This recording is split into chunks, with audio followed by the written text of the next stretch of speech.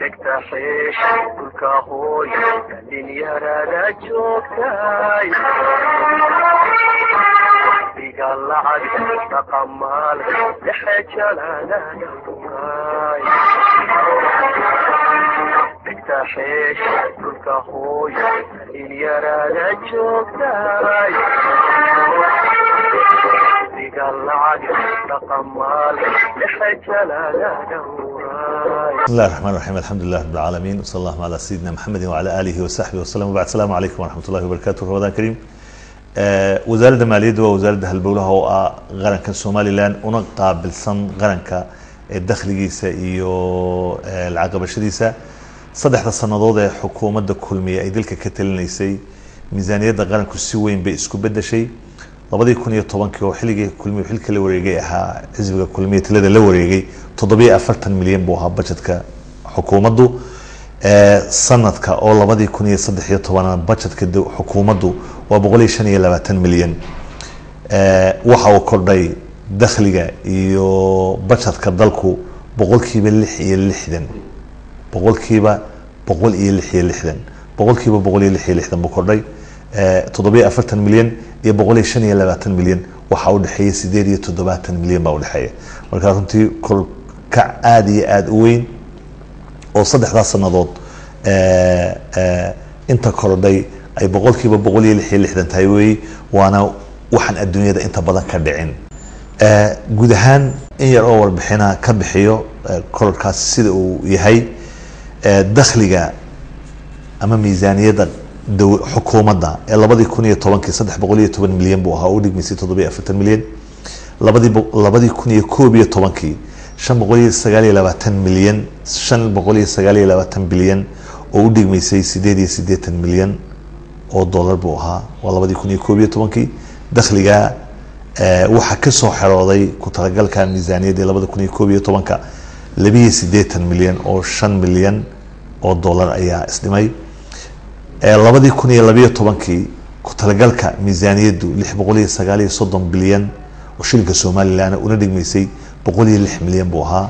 sidoo u dhan yahayna waa soo baxay 2012 2013 sanadkii maanta ku jiray ana ku talagalka miisaaniyadda xukuumaddu waa 750 bilyan una dhiganta 125 milyan oo dollar ilaahay idamkii waxaan ku rajo weynahay lacagtaasina sidaan ugu talagalay u soo baxdo taasi runtii waa guud ahaan dakhliga iyo budgetka xukuumadda oo figuriska aan sheegay dhamaantood laga daalacan karo buugaagta miisaaniyadda ee golaha wakiiladu ay ansixiyeen oo kan uu yahay kii sanadkii ugu dambeeyay 2013 oo saan tilmaamay 750 bilyan Somaliland shilin ah una dhiganta 125 milyan kuwa horena miisaaniyadii 2012 2011 inta bana wax laga helayaa buuga miisaaniyadda ee uu golaha wakiiladu ansixiyay oo sharciga miisaaniyadda qarankan lagu hago taas waxay runtii muujinaysaa in dakhli aad iyo aad u badan ay khasnada dawladda galeen saddexda sanadood ee xukuumadda kulmiye ay jirtay saddexda sanadood ee madaxweynaha dalka maanta xukuumay mudane Axmed Maxamed Siilaanyi uu xukumayay iyo golihiisa wasiirada uu igmaday hawshaasi dakhligaasi si weyn oo aad iyo aad u weyn buu runtii u kordhay waana la garan karaa 740 milyan oo dollar iyo 125 milyan oo dollar farqa u dhaxeeya waxaan halkaa bayaaminayaa in lacag aad u badan oo khasnada dawladda aan ku dhici jirin ay si toos ah khasnada dawladda runtii ugu dhacdo lacagtaas sida loo isticmaalo budgetka dawladdana waxa jideeya golaha wakiilada oo dakhli iyo kharashba iyagu asixiya oo sida loo say u soo galayso meelaha ka soo galayso dakhliga iska soo baxayo oo dolas ah marka ay wasaaradda maaliyaddu soo bandhigto kharjiga sida u baxayo dolaskaasina ay wasaaradda maaliyaddu soo bandhigto golaha wasiiradu asixiyaan ka bacdina golaha wakiilada ayuu u gudbaa waxaanu noqdaa sharci iyo mataqaana qaanuun dalka ka dhaqan gala waxaa noqotaa miisaaniyad sharciyeysan oo golihii electedka ahaa ee la doortay uu asixiyay ayuu noqdaa waxaa runtii xusid mudan in saddexda sanadood xukuumadda uu hogaaminayay mudane Axmed Maxamed Maxamuud Silayn madaxweynaha jamhuuriyadda Somaliland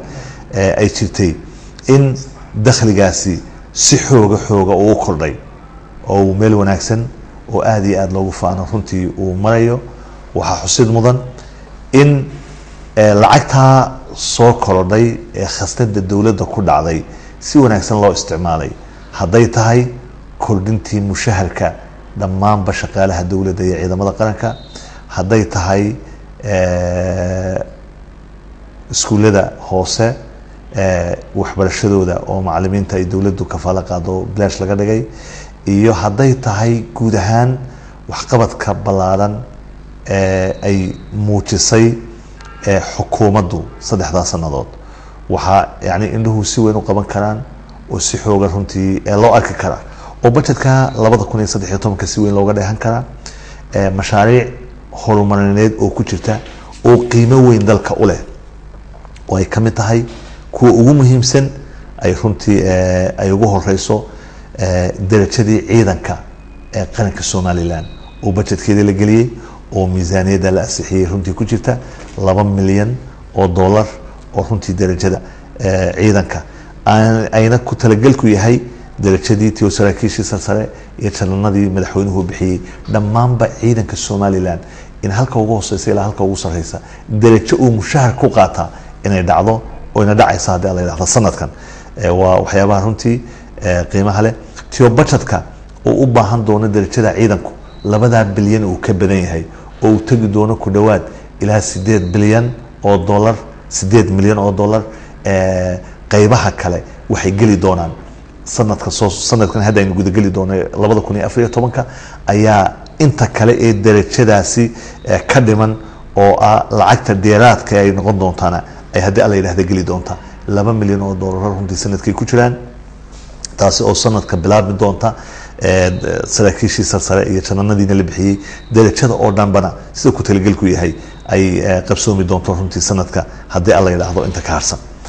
mashaariicda runtii qiimaha leh ee sanadka galay budgetka 2013 waxaa kamid ahaa mashruuca wadooyinka oo $2.2 milyan runtii ay ku jirto, iyadana runtii processkeeda ay socoto oo wadooyinka inkastoo 2 milyan iyo 200 kun waxay qaban kartaa ay yartahay xagga wadooyinka, haddana lacagtaas waa lacag wasaaradda maaliyaddu ay qoondaysay oo geli doonta wadooyinka ay dawladdu ka qayb qaadanayso dhismayaashooda iyo hagaajintooda. waxaa kamid ah mashaariicdaasi qiimaha leh mashaariic dhowr ah oo ay kamid yihiin xanaanada xoolaha, ay kamid yihiin beeraha, wasaaradda xanaanada xoolaha gelaya, mashaariic beeraha gelaya, madaarada, ilaalada xeebaha oo qalab loo iibinayo, e-passportka oo sidii aan horeba u sheegnay isaguna processka geli doona oo hay-adaha u xilsaaran tii wasaaradda maaliyadda budgetka ku jira 1 milyan yahay ay processkooda bilaabi doonaan maalmaha soo socda hadii la yiraahdo. waxaa ku jiray dabdamis aan caasimadda ugu talagalay oo isagana sidaan maalmo dhaweedba uga hadalay, isagana aan runtii bilownay hawshiisii wasaaradda dakhliga iyo mataqaanaa maayir golaha deegaanka caasimadda iyo guddidii caasimadda qiimaha lahayd bridge-ka iyo mataqaanaa bilcida magaalada ka qayb qaadan jirtay runtii aanu xilka qaybo kamida siinay hawshaasna runtii ay bilaabantay. wasaaradda maaliyadduna wixii ay ku tala gashay oo $300 kun oo aanu bilowgoodii sii bilownay, 200 oo kamida hadda aanu sii daynay si hawsha soo iibinta dabdamiska loo bilaabo. hawsha dabdamisku qalab la soo iibiyay kaligeed noqon maysa, ciidan bay u baahan doontaa, dhul bay u baahan doontaa, biyo u baahan doontaa, koronto u baahan doontaa. waxaa soo dhan baa runtii si weyn wasaaradaha maaliyadda iyo dakhliga iyo maayirka caasimadda iyo guddiyada aan runtii talo badan uga yeelanay. hawshaasna runtii waa hawl mashaariicda miisaaniyadda 2013 ku jira weey. waxaa ku jiray mashiino iyo deyn laga bixinayay labada warshadood ee leyrka ee Hargeysa iyo Berbera oo iyadana lacag budgetka ugu jirto, iyadana aan fulinay oo aanu bixinay lacagta deynta ahayd. waxaa ku jirtay lacag maga ahayd oo iyada lafteeda runtii ay wasaaradda maaliyadda budgetka gelisay oo budgetka sanadka aan runtii ku darhay budgetadii horena la bixiyay oo markii koobaad xukuumadda kulmiye runtii ay dhalatay ilaa 1998 magihii lagu lahaa dawladda 2000 tankii markii xukuumadda kulmiyeed bay bilaabantay in si weyn loo bixiyo magaha sanadkana budgetka qadar lacag oo wanaagsan baa runtii kaga jiray oo budgetka aanu gelinay waxa miisaaniyadda sanadka runtii ku jiray diiwaan gelinta oo iyadana aanu lacag ugu talagalay oo runtii miisaaniyadda qaranka ee golaha wakiilada ansixiyay iyadana ku jirtay waxaa kamid ahayd runtii hawsha sanadka mataqaana wasaaradda maaliyaddu ay runtii ku talagashay budgetka ay gelisay ku dhawaad 1500 oo shaqaale cusub ah oo wasaaradaha kala duwan loogu talagalay inay ka shaqo galaan oo mushaharkii shaqaalahaasi uu ku jiray miisaaniyadda sanadka ama uu ku jiray miisaaniyadda sanadka 2013 runtii shaqaalahaasi wasaaradahay u qaybsan yihiin sidaan horeba u sheegayna wasaaradda waxbarashada 500 oo macalin ayaa budgetka sanadka ugu jiray waxaan hayaa hadda liiskii magacyada 500 ee macalin oo ay noo soo gudbisay hay'adda shaqaaluhu isla mar ahaanta wasaaradda waxbarashaduna ay noo soo gudbisay 500 oo macalin oo runtii gobolada dalka oo dhan ah wakaalistadoodii gobol iyo shakhsi walba magaciisa ayuu runtii ayaa ku qoran waxa weeye 500 oo shaqaalaha waa warqadii sida tooska uga timid ee gudoomiyaha hay'adda shaqaalaha tiyo markii horena ay warqadu ka tagtay wasaaradda waxbarashada dhawaan bay warqadaas anagana soo gaadhay runtii waana lagala habsaamay wasaaradda waxbarashadu runtii hawlaheeda awgeedu aad u badan iyo kala saarid say sheegeen macallimiintu macallimiin 500 oo macallin ka badani ay wasaaradda waxbarashada ka shaqeynaysay in 500 laga soo xulo gobolada oo dhan waqti bay ku qaadatay mushaharka macallimiinta 500 ah wuxuu ka bilaabmayaa 1 January ee sanadka budgetka saasay ugu jirtaa wasaaradda waxbarashadu waxay ballan qaaday inay 1 January toy macallimiintaasi ilaa 1 January shaqeynayeen in mushaharkooda 1 January ay ka bilaabanto 12 ka biloodna ay saa ku qaataan waxaanay noqdeen macallimiin kamida shaqaalaha dawladda 500 runtii wasaaradda waxbarashada ay ahaayeen 400 ku dhawaad waxay ahaayeen ilaa 350 dakaatiro wasaaradda caafimaadku ay shaqo gelisay oo wasaaradda caafimaadka ay soo gudbisay iyaguna way shaqo galeen laga bilaabo bishii January ee sanadka wasaaradda caafimaadkana runtii noo soo gudbisay shaqaalahaasina waa shaqaale iyaguna hawl galay waana dad professional ah oo aqoontoodii takhasuskoodu uu yahay caafimaad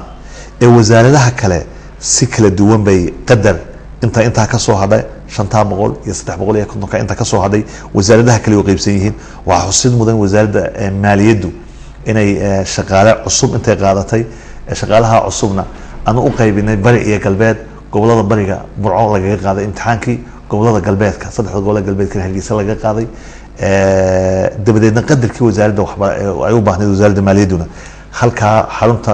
gobolka Togdheer iyo xarunta gobolkan Hargeysa imtixaanada dadkii mataqaana markiska ugu sareeyay helay ay runtii soo baxeen tiyo xaqiiqatan aanu ka xunahay dadkii imtixaanka galo aad u badnaa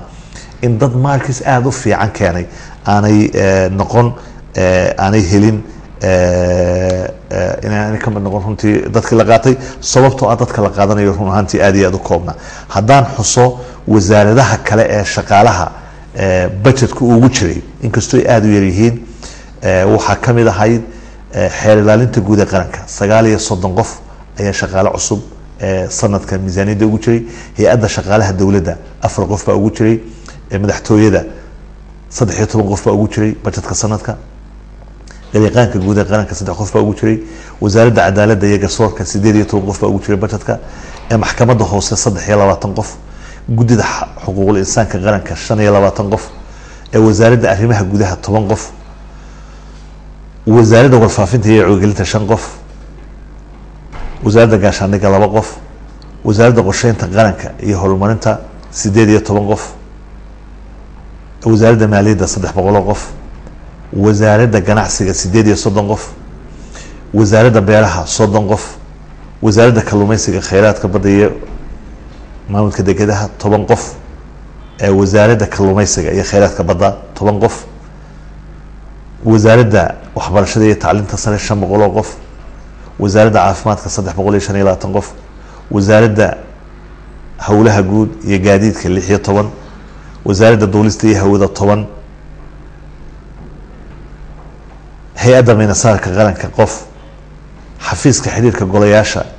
6 qof wasaaradda shaqada iyo arrimaha bulshada 6 qof wasaaradda shaqada iyo arrimaha bulshada 9 qof xafiiska xiriirka golayaasha madaxtooyada 6 qof guddida qandaraasyada qaranka 1 qof wasaaradda deegaanka iyo horumarinta reer miyiga 22 qof isku geynta duuduubka shaqaalaha ay wasaaradda maaliyaddu budgetka sanadka ku jira waa 1444 detailskooda iyo faahfaahintooduna waa sidaan u sheegay waxay ka mid tahay runtii ballanqaadka wasaaradda maaliyadda lacagtaasina runtii shaqaalaha dawladda ayay ku baxaysaa waana budgetkii sanadka iyo miisaaniyadda sanadka runtii wixii galay wasaaradda maaliyaddu runtii aad iyo aad baan odhan karaa dakhliga dee badan ay soo yani dalka yani usoo saartay meelihii looga baahnaa dalka halbowlayaasha haab u galay oo aan meelaha aynu tilmaanay oo dhan ay ka mid yihiin waxaa xusid mudan dhismayaasha kala duwan ee wasaaradaha qaranka xukuumadda oo aad ka warhaysaan say ahaan jireen iyo say runtii maanta yihiin iyo waxyaabaha badan ee kale indhuhu runtii qabanayaan ee aan la dafiri karin waxaan odhan karaa hawshaasi dhammaanteed waa hawl ilaahay subxaanahu watacaala u fudaydiyey xukuumadda maanta talada haysa ee uu madaxweyne ka yahay axmed maxamed maxamuud silaanyo ee wasiirkeeda maaliyadda maanta anigu aan ahay waa hawl ilaahay u fudaydiyey waxaanu run ahaantii mahadnaq ballaaran u jeedin doonaa cid wal oo hawshaa nagala qayb qaadatay ana xagga dambe runtii ka xusi doona dakhliga sanadka ee 2013 ku talagalkayga waa 125 milyan saan sheegay waa 750 bilyan oo Soomaaliland shilina lacagtaasi 6 bilood hadda dhamaaday ku talagalku sidii uu haabay noo soo gashay alxamdulillah haba yaraatee wax isdimina ma jiro waxaanu rajaynaynaa 6 bilood soo socda in dakhligu uu ka sii wanaagsanaan doono waxaa xusid mudan meelaha dakhligaasi uu ka soo gala dalka qaranka oo kastamadu ugu mudan yihiin oo cashuuraha barigu ka mid yihiin oo wasaaraduhu ka mid yihiin runtii shaqooyin aad iyo aad wanaagsan qabtaan oo ay xoog noogala qayb qaataan kastamku ku talagalkiisa iyo runtii si ka wanaagsan bay hawshiisa soo socota cashuuraha bariguna meel wanaagsan buu maraya dhanka wasaaradaha dakhliga loogu talagalay runtii wasaarada dhowra oo dakhligii loogu talagalay ku talagalka miisaaniyaddu weli aanu ka soo xiroonin baa jira oo weli runtii si loogu talagalay aanay uga soo bixin waxaanu safilaynaa bilaha soo socda inay iyagana si wanaagsan oo sidii ku talagalku ahaa inay uga soo hoydaan ayaanu iyadana insha allahu tacaala anu wasaaradahaasi ka filaynaa waxaan runtii mahadnaq gaar u jeedini wasaaradda macdanta oo markii hore wasaaradda macdanta iyo biyaha la odhanayay haddase wasaaradda macdanta iyo tamarta ah doorka runtii miisaaniyadda qaranka qaybta ay ku leeyihiin kan hore iyo sanadkaba si wanaagsan bay wasaaraddaasi runtii usoo xoroysay dakhligii ku qorhaa waxaanan xusi oo aan sheegi in sanadka $740 $740 oo mar ah iyo $80 oo mar ah labada lacagayooba inay soo xireeyeen ayaan runtii ayaan sheegi lacagtaasi runtii khasiidadii lagu xireeyey ee ku gashay khasnada dawladda oo ah general rasiidkii cashuuraha berigu ay in khasnada dawladda ay gashay halkaas ay labada rasiid ba runtii ku yaalaan ta 80 kuna iyo 746 kuna waa dakhliga ay sanadka soo xirooyeen 6 bilood ee hadda tagay bishan July awalkeedii waana lacagta ka soo xirootay wasaaradda macdanta oo heshiisyada caalamiga ah ee wasaaraddaasi ay si uun u galayso waxa ay hay'adaha caalamiga dawladda Soomaaliland ugu talagaleen ayaa si toos ah wasaaraddu runtii sanadkii hore iyo imika iyo sanadkan bay soo xaroosay kan horena wanigi shirkadda ay runtii ka qabtay ee sheegay wasaaradda macdantu lacagtii ay soo hoysay sanadkana bishan July inuu hadda ku jiro madaxeedii bartamaheedii ay lacagta $747 iyo $80 iyo $80 runtii soo xoriyeen rasiidadiina waa kuwa runtii mahadnaq gaar ah runtii wasiirka macdanta iyo guud ahaan shaqaalaha wasaaradda macdanta ba uga celinayna lacagtaasi waxay ka badan tahay ku talagalka inta laga filayay wasaaradda macdanta iyo tamarta lacagtii laga filayay sanadka ka badan way runtii lacagtaasi waxaan rajaynaynaa bilaha soo socdana in halkaa ay runtii meel kasii sareysa bilaha soo socdana ay runtii hawshaas kasii badato guud ahaan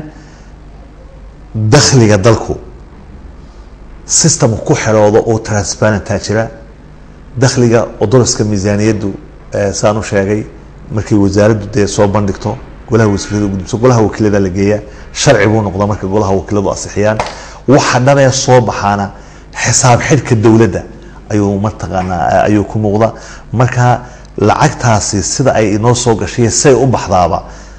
iyo wasaaradu walba kharjigeeda iyo dakhliga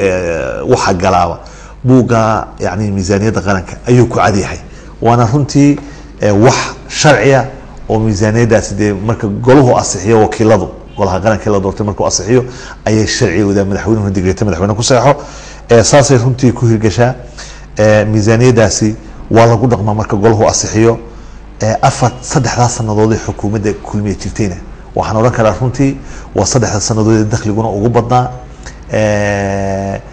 xisaab xidhyada xukuumaddana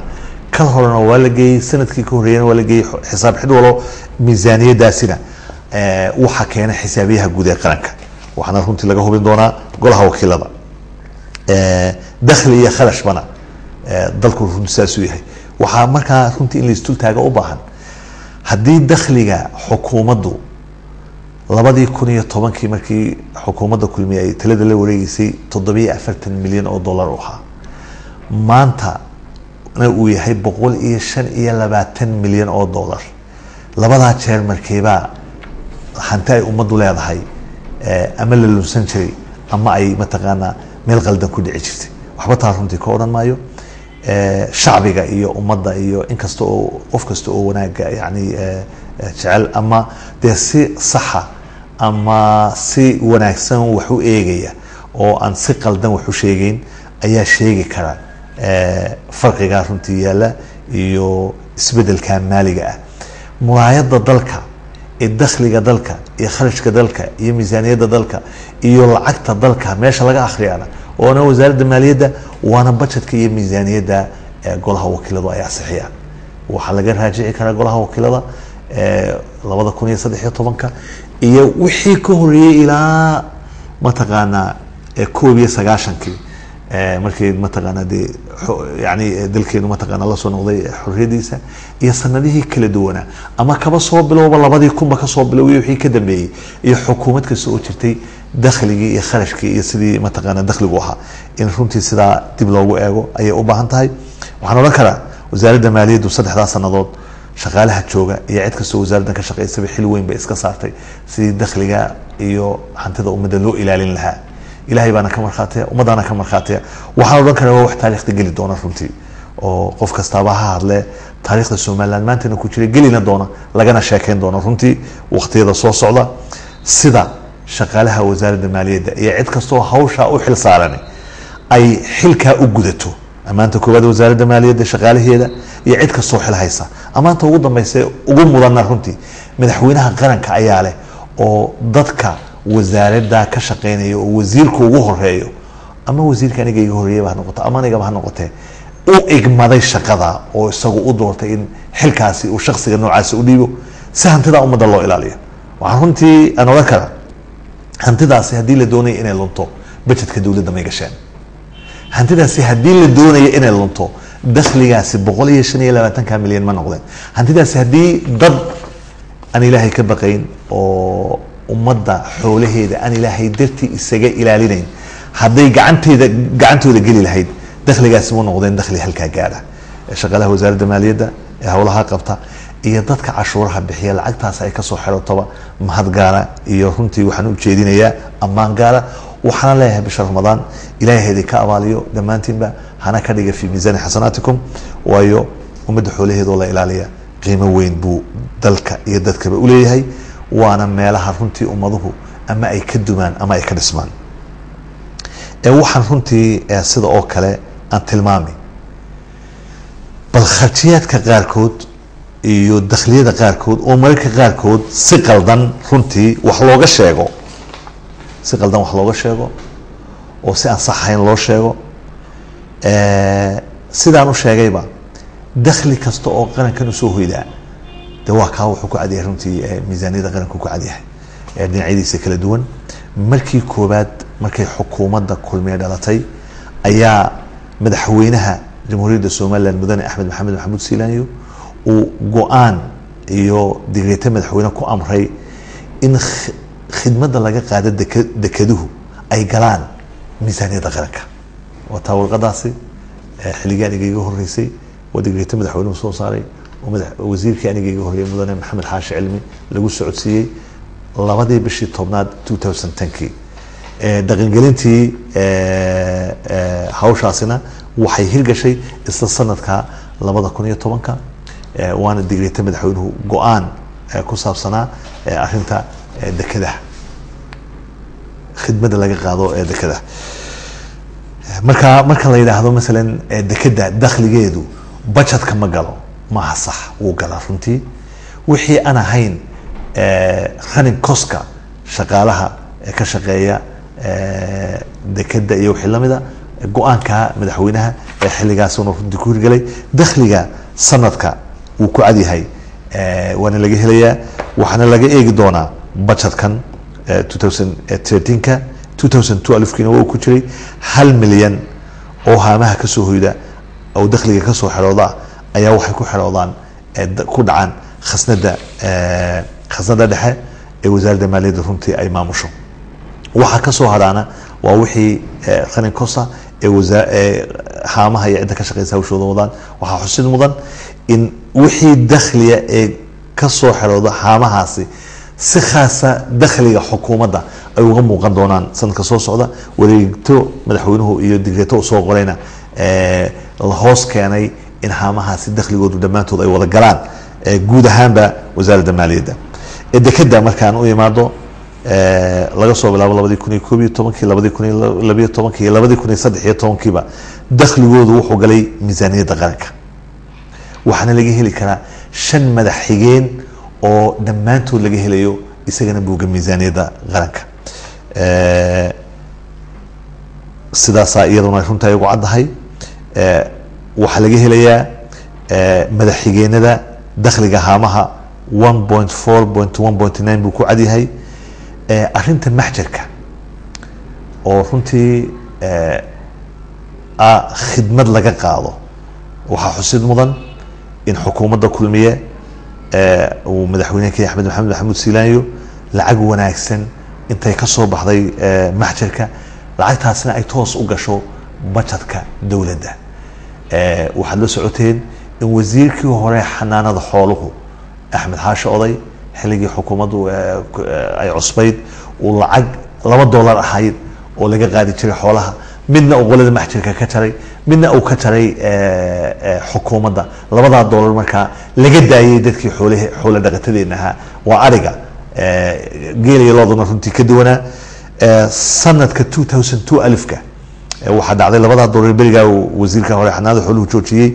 $1 oo kamid ah qoladii maxjarkana dib ugala soo noqonay anagoo qolada xoolaheena aan waxba ku kordhin marka lacag gaaraysa 1.5 $1 iyo badh ayaa ku xirooda oo ku dhaca khasnada dowladda neef kasta oo ariya oo lacagta yani maxjarka ka timaada runtii ah iyo cashuurta iyo wixii lamida waa ariga geela iyo looduna runtii way ka duwan yihiin waxaa laga heli karaa lacagtaas oo faahfaahsan miisaaniyadda qaranka madaxigeenka 1.1.5.6 sidaasaa maxjarkana lacagtiisu ay markii koowaad ee xukuumaddan kulmiya timidba ay dakhliga dowladda u gashay oo aanay ahayn lacag maanta hawada lagu kala qaatay cid qaadato sida oo kale hay-adda wadooyinka fuleyfiga wuxuu toos ugu jiraa dakhligiisu budget ku galay miisaaniyadda qaranku ku jiraa lacag 8 bilyan ah ayaa ku jirta oo lacagtaasina loo isticmaalayay wadooyinka iyadana runtii sidii budgetka loogu talagalay ayay u socotaa waana kharash iyo dakhli miisaaniyaddaa ku cad oo dee xisaabiyaha guud ee qaranku waxay shaqadiisu tahay inuu hubiyo dakhligii iyo kharashkii dowladdu inuu sidii loogu talagalay u baxay waana xisaab xidhkaasi xisaab xidh wal oo dee mataqaanaa sanadka dhammaadkiisa xisaab xidhkii sanadkii hore waxaa la geenaya runtii golaha wakiilada. miisaaniyadaasina sharci ma noqoto ilaa golaha wakiiladu ay runtii asixiyaan, waana laga wada warhayaa sida dee budgetkaasi isku bedelay iyo sida herarka aan sheegayo iyo qeybaha kala duwan aan sheegaya ay guud ahaan dakhliga dowladda u galaan. sida oo kale 2%ka miisaaniyadda qaranka ayuu ku jiraa, waana madaxigeenka 1.4.2 ayaa laga helaya. 24 bilyan ayaa dakhliga xukuumadda ee 2%ka ku jira. sida oo kale gulmadka 16 bilyan ayaa ku jira miisaaniyadda sanadka ee 2013. waxaan se yani qabaa run ahaantii dhabna ah inaan lacagtaa gulmadka 16 bilyan ahi 16 bilyan oo Somaliland shilin ah inaanay ku filayn gulmad ahaan qarankeena inaan ugu filayn lacag intaa ka badan oo gulmada qarankeena u baahan yahay, laakiin waa intii uu dalku awoodayay weeye. runtii budgetkan ku jirta iyaduna waxa laga arki karayaa budgetkaas runtii ay ku caddahay. waan ka warramay wasaaradda macdanta iyo biyuhu dakhliga ballaaran ee runtii ay dalka soo gelisay, waan sheegay mashaariicda kala duwan ee runtii qaranka. intaasoo dhan runtii waxay iga tahay inaan bayaamiyo oon ummadda u sheego guud ahaan hawlaha kala duwan ee wasaaradda maaliyaddu hayso. waxaan ilaahay ka baryay inay hawlahaas noo fudaydiyo. waxaan si gaara runtii ugu mahadnaqayaa shaqaalaha wasaaradda maaliyadda ka howlgala iyo shaqaalaha wasaaradaha kale ka howlgala ee nagala qayb qaatay dakhli ururintaasi oo door weyn runtii ka qaatay soona hooyay runtii lacagtaa soo xeroota oo in badan oo shaqaalaha ka midihi ay lacagtaa gacmahooda iyo qalbigooda iyo calooshooda ka ilaaliyeen. jazaakum allahu khayr baan leeyahay. waxaan u mahadnaqayaa oo kale dadka ganacsatada ah ee kala duwan ee cashuuraha dowladda bixiya. waxaan u mahadnaqayaa ciidanka booliiska oo door weyn nagala qaata ilaalinta hantida qaranka oo meel wal oo kastanaba booliis u joogo. waxaan u mahadnaqayaa runtii ciidanka qaranka ee iyaguna meelaha looga baahda nagala qayb gala. wasaaradaha kala duwan ee hawsha nala qabto wasaaradda macdanta aan si gaar ah ugu sii mahadnaqayo dhammaantood runtii waan u mahadnaqaya. hadday tahay wasaaradda ganacsiga, hadday tahay wasaaradaha kala duwan ee runtii hawlaha kala duwan ee nala qabta. hawshaasi waa hawl qaran, waana hawl mahaddeeda ilaahay subxaana wa tacaala uu leeyahay. yani waxa hawsha inta dee lagu xilsaaro ilaahay kugu asturo waa inaad ilaahay subxaana wa tacaala umahadnaqda oo aad tidhaahdaa ilaahayow awoodayda kumaan fulina awoodaaday hawshaasi ku hirgashay. oo runtii sida sunnuhu yahay, sida ilaahay subxaana wa tacaala uu qur-aankiisa ku sheegay, qofka muslimka marka wax wanaagsan u qabto waxaa wanaagsan tawfiiqdeeda iyo waafajinteeda ilaahay baa subxaana wa tacaala leh. hadduu qofku isku arko waxaa qabsoomay inuu isagu qabtay shakhsiyan, waxaa ku jira halkaa nuqsaan baa ku jirto faan uu shakhsigu faanayo oo wax walba isagu sheeganayo, fanacuudu billah ayaa soo geli karta. waxaan runtii leeyahay hawshaasi wasaaradda maaliyaddu qabatay waa hawl shaqaalaha kala duwan ee wasaaradda maaliyaddu ay ku ammaanan yihiin, waa hawl ganacsatada Somaliland ee cashuurta bixiya ay ku ammaanan yihiin, waa hawl wasiirada kala duwan ee shaqada naga dhaxaysa ay ku ammaanan. wasiir walba halkaasaan ku kulanayo kaga wada hadalaa dakhliga iyo sidii loo farsamayn lahaa mataqaanaa guud ahaan miisaaniyadda qaranka. waa hawl ay ku ammaanan yihiin, waa hawl ammaan weyn uu ku leeyahay madaxweynaha qaranka ee u xusha dad hantida ummadda ama ilaalin karaya ama inay ilaaliyaan loogu talagalay ammaanteeda runtii uu leeyahay. waayo dee qofku runtii xilka qofka loo dhiibaya yani cidda xulaysa ee qofka xitaa xilka ka soo baxaya dee xushay ammaanteeda wanaagga uu yeesho qofka xilka u dhiibay baa leh madaxweynaha qarankaa leh oo yani ammaanada cid yani uu isleeyahay ilahay dartii bay ku ilaalin kartaa horaysiya damaysaba la eegtay. waxaan ilaahay ka baryaynaa dadkii ummadda xoolaheeda iyo ammaanadeeda ilaalinaya inaan noqono. waxaa ilaahay qur-aankiisa ku yidhi waqul icmaluu fasayara allahu camalakum warasuuluhu walmuuminuun wasaturaduuna ilaa caalimi lghaybi washahaada fayunabiukum bima kuntum tacmaluun. shakhsiyan waxaanan diidanayn